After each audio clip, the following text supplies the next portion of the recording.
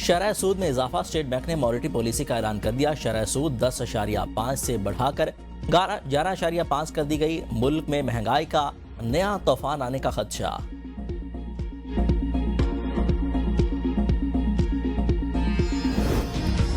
میں نے بچوں سے زیادتی کی ہے، نہ ہی کسی جنسی مجرم کا مرتکب ہوا ہوں۔ صدر ٹرمپ خاتون اینکر پر برہم۔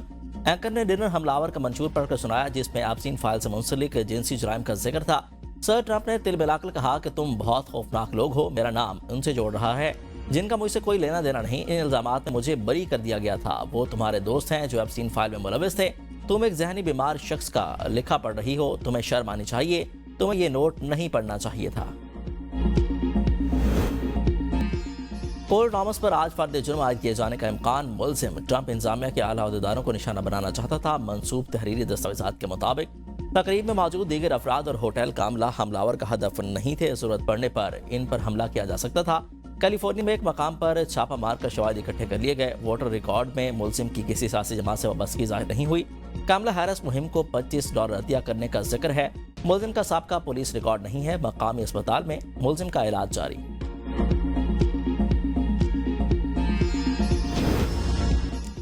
آبنائے ہرمز کھولیں، ناکہ بندی ختم کریں، جوہری معاملے کو بعد کے مرحلے تک ملتوی کیا جائے۔ ایران نے پاکستان کے ذریعے امریکہ کو نئی تجاویز پیش کر دی ہیں۔ ایکزیوس کی رپورٹ میں دعویٰ۔ امریکی میڈیا کے مطابق صدر ٹرمپ آج نئی ایرانی تجاویز سے متعلق اعلیٰ حکام سے ملاقات کریں گے جس میں آئندہ کا لائحہ عمل طے کیا جائے گا۔ ترجمان وائٹ ہاؤس کیرولین لیوٹ کے مطابق صدر ٹرمپ نے واضح کیا کہ امریکہ فیصلہ اس کے ہاتھ میں ہے۔ کوئی بھی معاہدہ صرف امریکی مفادات کو مد نظر رکھ کر کیا جائے گا۔ ایران کو کبھی جوہری ہتھیار حاصل کرنے کی اجازت نہیں دی جائے گی۔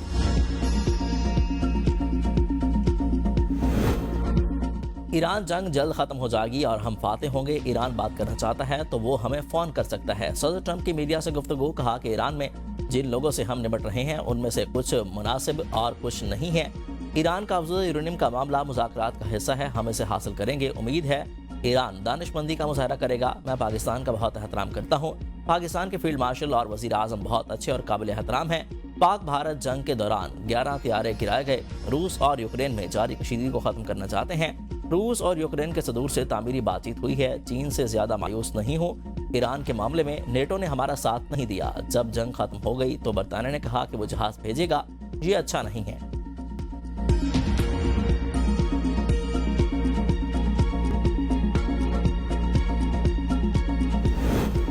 اسلام آباد کا دورہ انتہائی مفید رہا۔ حکام کے ساتھ مثبت مشاورت ہوئی۔ ایرانی وزیر خارجہ عباس عراقچی کی روس پہنچنے کے بعد میڈیا سے گفتگو۔ کہا کہ امریکہ کے ساتھ مذاکرات میں کچھ پیش رفت ہوئی ہے، تاہم امریکہ کے حد سے زیادہ مطالبات کی وجہ سے مقاصد حاصل نہ ہو سکے۔ ایران اور ماسکو کے درمیان علاقائی اور عالمی امور پر قریبی مشاورت جاری رکھنے کے مقصد سے روس آیا ہوں۔ روسی صدر ولادیمیر پوٹن سے آج ملاقات ہوگی۔ صورتحال کا جائزہ لینے کا اچھا موقع ہوگا۔ یقین ہے دونوں ممالک کے درمیان مشاورت اور ہم آہنگی خاص اہمیت کی حامل ہوگی۔ دورہ اسلام آباد میں حکام نے ماضی کے واقعات اور ان مخصوص حالات کا جائزہ لیا جن کے تحت ایران امریکہ مذاکرات جاری رہ سکتے ہیں۔ دورہ عمان کے دوران دونوں ممالک کے درمیان آبنائے ہرمز پر بات چیت ہوئی ہے۔ مشاورت کا سلسلہ جاری رکھا جائے گا۔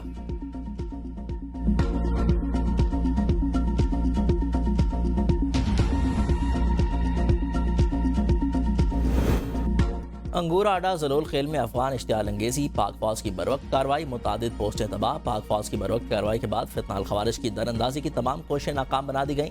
فتنہ الخوارج کی تشکیل کی در اندازی میں ناکامی کے بعد افغان طالبان نے سول آبادی کو نشانہ بنایا۔ فائرنگ سے 2 خواتین سمیت 3 شہری زخمی ہوئے۔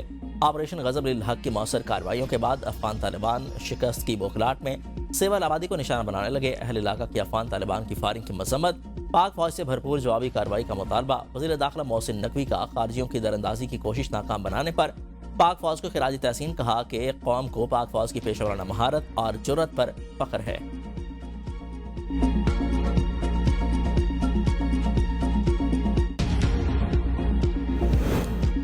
پاکستان میں امراض قلب کے شعبے میں خدمات پر چینی ڈاکٹر کے لیے ستارہ پاکستان کا اعزاز۔ صدر مملکت آصف علی زرداری نے چین کے ڈاکٹر کو ستارہ پاکستان کا اعزاز عطا کیا۔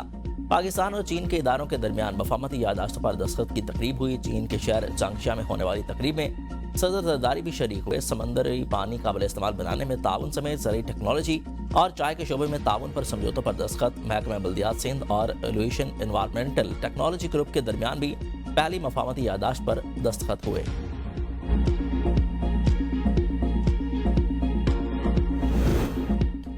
پاکستان کو IMF سے مزید $1 ارب ملنے کا امکان روشن کر پروگرام کی اگلی قسط کی منظوری کے لیے ایگزیکٹو بورڈ کا اجلاس 8 مئی کو طلب کیا گیا۔ پاکستان کے لیے $1 ارب 20 کروڑ سے زائد کی رقم کی منظوری متوقع ہے۔ پاکستان اور IMF کے درمیان 27 مارچ کو سٹاف لیول معاہدہ طے پایا تھا۔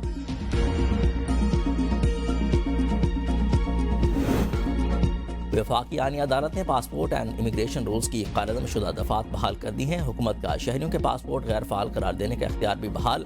آئینی عدالت نے لاہور ہائی کورٹ کا فیصلہ معطل کر کے حکومتی اپیل سماعت کے لیے مقرر کر لی ہے۔ شہری کے غیر قانونی طور پر یورپ جانے اور ڈپورٹ ہونے پر پری کین سے جواب طلب۔ وزیر اعلیٰ مریم نواز کا دھی رانی پروگرام میں 9000 کا ہدف مکمل کرنے کا حکم۔ مزید افراد کو شامل کرنے، ویل چیئرز اور دیگر معاون آلات کی صفائی اور سروسز کی بھی سہولیات فراہم کرنے کی ہدایت۔ پنجاب بھر میں گداگروں کا ڈیٹا اور میپنگ کا اصولی فیصلہ۔ اجلاس سے خطاب میں مریم نواز نے کہا کہ ہمارا مقصد عام آدمی کی فلاح و بہبود اور مدد ہے۔ وزیر اعلیٰ خیبر پختونخوا کی تمام جوڈیشل کمپلیکسز میں ڈے کیئر سینٹر کے قیام کی ہدایت۔ سالانہ ترقیاتی پروگرام سے متعلق اجلاس میں ورک پلیس ہراسانی قانون مزید سخت کرنے اور شکایات کی کارروائی خفیہ رکھنے کے لیے ترامیم کی تجویز کرنے کی بھی ہدایت۔ سہیل آفریدی نے صحافیوں کے لیے بلا سود قرضوں کی سکیم لانے کی ہدایت کرتے ہوئے کہا کہ اس اقدام سے صحافی خود مختار اور بااختیار ہوں گے اور فرائض آزادانہ طور پر سر انجام دے سکیں گے۔ بلوچستان میں ہیلتھ کارڈ پروگرام کے تحت 3,45,000 مریضوں کو علاج کی سہولیات فراہم۔ 69,000 ڈائلیسس، 44,000 سے زائد کیموتھراپی اور 1,200 سے زائد ریڈیو تھراپی سیشنز مکمل۔ وزیر اعلیٰ بلوچستان سرفراز بگٹی کہتے ہیں کہ بلوچستان کے شہریوں کی آسانی کے لیے ہر شہری کا شناختی کارڈ ہی اس کا ہیلتھ کارڈ قرار دیا گیا ہے۔ بلوچستان کے علاوہ ملک بھر میں بڑے اور پرائیویٹ اسپتالوں میں علاج کرایا جا سکتا ہے۔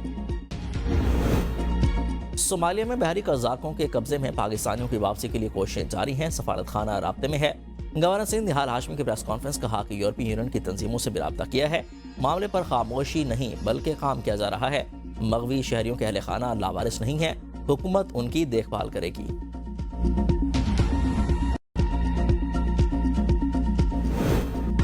رقم کا مطالبہ پورا نہ ہونے پر قبولہ شریف میں گھر داماد کے ہاتھوں ساس کا وحشیانہ قتل۔ لاش کو ٹکڑے کر کے صندوق میں ڈال کر کھیتوں میں دفن کر دیا گیا۔ پولیس کے مطابق ملزم اکرام نے ساس کی گمشدگی کا ڈرامہ رچاتے ہوئے اغوا کا مقدمہ درج کرایا۔ شک کی بنیاد پر حراست میں لینے پر ملزم نے اعتراف جرم کر لیا۔ ملزم کی نشاندہی پر کھیتوں سے صندوق برآمد۔ ملزم نے ساس سے 6 لاکھ روپے دینے کا مطالبہ کیا تھا۔